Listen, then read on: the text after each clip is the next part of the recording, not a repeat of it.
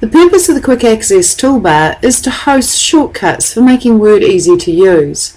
By default, we're given 3 shortcuts: a shortcut to save, a shortcut to undo, and a shortcut to repeat. In addition to these 3 shortcuts, I'd like to click the button Customize Quick Access Toolbar and turn on some other shortcuts.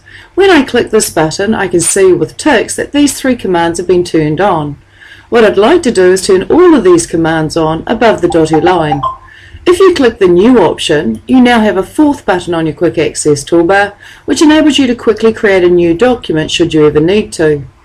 If I hit the Customize Quick Access Toolbar button again, I can also turn on Open, I can also turn on Email, and all of the other buttons listed.